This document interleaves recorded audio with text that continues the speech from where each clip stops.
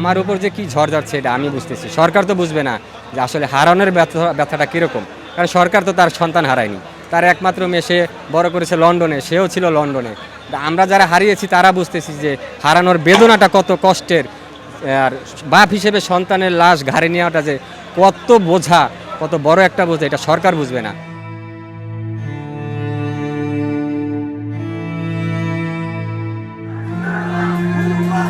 এটা আমার সন্তানের ছবি, যাকে আমি হারিয়েছি এই জুলাই 24 গণ অভ্যুত্থানের আন্দোলনে। আমার একমাত্র সন্তান বলবো না, ইনি আমার প্রথম সন্তান। আমি আমার বয়সে আমি বাবার আদর কেমন আমি বুঝতে পারিনি। আমার বাবা আছে, হয়তো কিছুদিন আগে মারা গেছে। আজকে 33 দিন আমার বাবা মারা গেছে। বিগত বাবার 6 মাস আগে মা মারা গেছে। তার 1 বছর আগে আমি আমার এই সন্তানটা হারিয়েছি।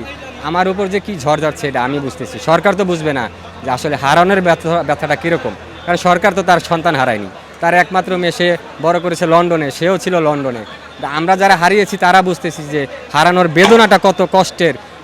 আর বাপ হিসেবে সন্তানের লাশ ঘাড়ে নেওয়াটা যে কত বোঝা, কত বড় একটা বোঝা, এটা সরকার বুঝবে না। আসলে এটা আমাদের যে বর্তমান প্রধানমন্ত্রী তারেক রহমান স্যার উনি বলতে পারবেন কি কারণে উনি গণভোটের রায়টা মেনে নিতে চাইতেছে না। কিন্তু আমরা গণভোটে ভোট দিছি, প্রায় 69 থেকে 70% ভোট গণভোটে পড়ছে।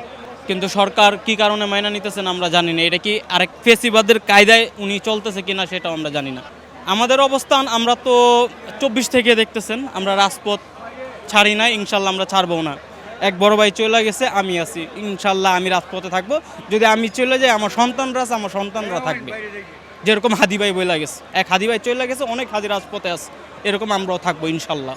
আসলে যদি আর কি গণভোটকে যদি বাস্তবায়ন না করে, তাহলে আর হাসিনার আমলে যে আমরা যে আর কি নির্যাতিত নিপীড়িত হয়েছি, আবার আর কি ভবিষ্যতে আমরা আর কি সেই পথে আর কি চলে যেতে পারে সরকার, যার জন্য আমাদের জীবন নাশের আর কি ভয়ে আতঙ্কে আর কি কাজ করে। আসলে দুঃখের কথা কি বলবো, আমাদের সন্তানরা যে আশা আকাঙ্ক্ষা নিয়ে তাদের প্রাণ উৎসর্গ করছে বাংলাদেশের জন্য, বাংলাদেশের মানুষের জন্য, ফ্যাসিবাদ দূর করার জন্য, সরকার কি করতেছে আমি আসলে ওই পর্যায়ে গেলে অনেক কথাই বলতে হয়, কিন্তু অত দূর যাব না।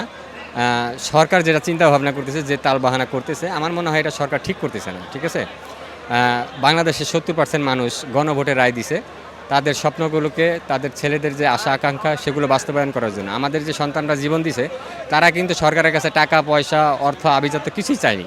ঠিক আছে, তারা চেয়েছে যে দেশের জনগণের একটু শান্তি, আমাদের শান্তি, যাতে আমরা শান্তিতে একটু বসবাস করতে পারি, দেশটা শান্তিভাবে চলে, এখানে কোনো ফ্যাসিবাদ না থাকে। যে ফ্যাসিবাদের কারণে তারা জীবন দিয়েছে, সেই ফ্যাসিবাদী সরকার আবার তৈরি করছে নতুন করে। ঠিক আছে, আওয়ামী লীগের অনেক জায়গায় দেখতে পাচ্ছি যে আওয়ামী লীগের নেতাকর্মীদেরকে পুনর্বাসন করা হচ্ছে নতুন করে। ঠিক আছে, তারা দিন যাচ্ছে, যতটা দিন যাচ্ছে ততই খুন, ধর্ষণ, রাহাজানি, চাঁদাবাজি সকল কিছু বাইরে যাইতেছে। তো সেই যে ফ্যাসিবাদ দূর করলো আমাদের সন্তানেরা, সেই ফ্যাসিবাদই আবার পুনর্বহাল হচ্ছে।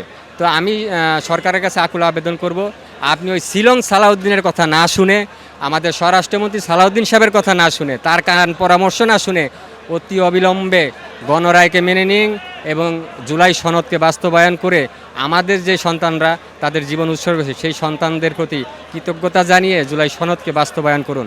এতেই আপনার মঙ্গল, এতেই আপনার ভালো।